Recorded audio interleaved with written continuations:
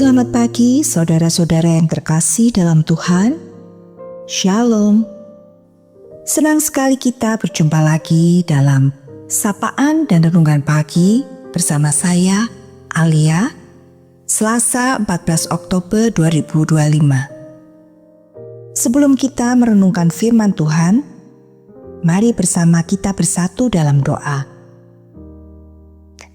Tuhan yang penuh kasih, terima kasih atas anugerah hari yang baru ini, udara yang segar, dan kasih yang terus Engkau tumbuhkan di tengah keluarga kami. Sucikan pikiran dan tenangkan jiwa kami, agar siap mendengarkan firman-Mu yang akan menuntun langkah kami sepanjang hari ini. Di dalam nama Tuhan Yesus, kami menyerahkan hidup kami ke dalam tangan-Mu. Amin. Saudara-saudara yang terkasih dalam Tuhan, tema renungan kita pagi ini adalah ketika kasih Tuhan menyapa dalam keluarga kita.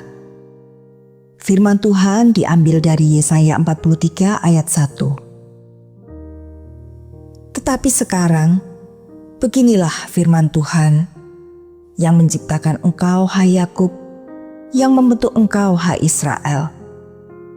Janganlah takut, sebab aku telah menebus engkau. Aku telah memanggil engkau dengan namamu. Engkau ini kepunyaanku.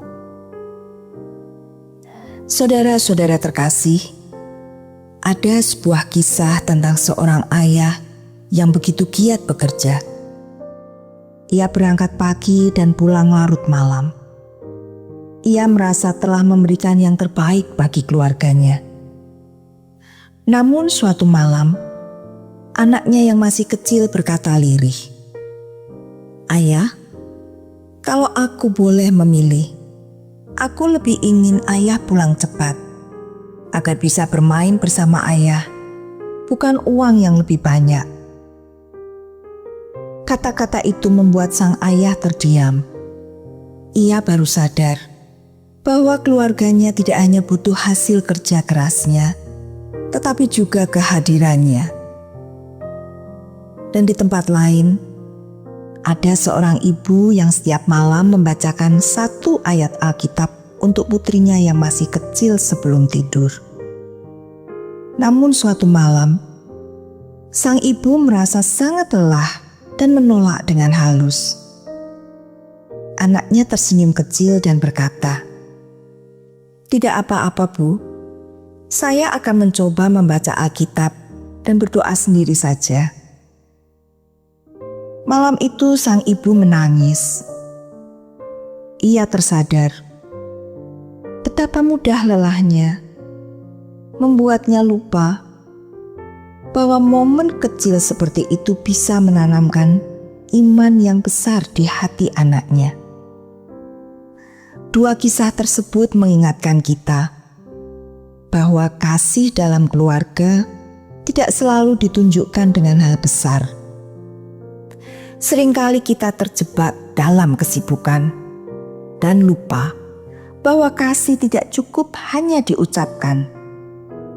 Kasih perlu dirawat melalui hal-hal kecil yang dikerjakan dengan ketulusan.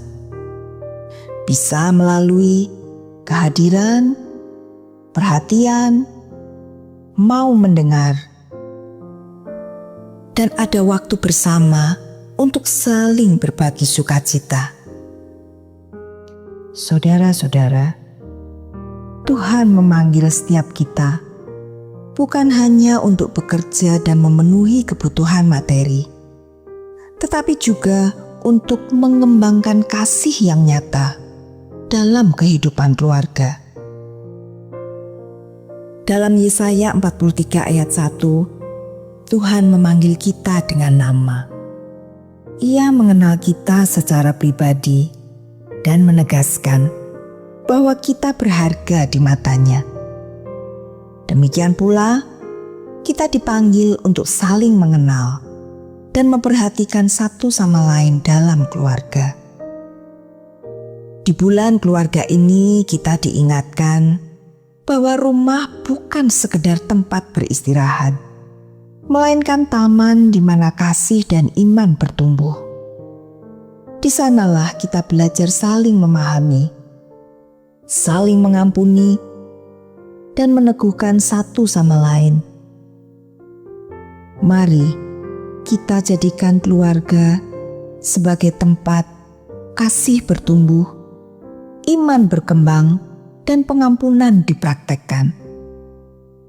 Ketika keluarga kita hidup dalam kasih dan saling meneguhkan, dunia akan melihat kesaksian yang indah tentang Tuhan yang hidup dalam rumah kita. Saudara-saudara, hari ini, mari kita mulai dari hal sederhana. Ucapkan terima kasih pada pasangan, saling memaafkan saudara, kakak atau adik, peluk hangat anak-anak kita, dan mendoakan orang tua kita. Tindakan kecil, tapi mampu menyalakan kehangatan besar. Karena keluarga yang dirawat dengan kasih akan berkembang dalam iman dan mempersaksikan terang Kristus kepada dunia. Mari kita berdoa. Tuhan yang penuh kasih, terima kasih atas keluarga yang Kau anugerahkan kepada kami. Ajarlah kami untuk merawat kasih, mengembangkan iman, dan mempersaksikan damai-Mu melalui sikap dan perkataan kami setiap hari. Biarlah setiap rumah menjadi tempat di mana Engkau dimuliakan dan kasih-Mu nyata dirasakan. Dalam nama Tuhan Yesus kami berdoa. Amin. Selamat menjalani hari ini dengan sukacita dan semangat baru untuk saling mengasihi. Tuhan Yesus memberkati.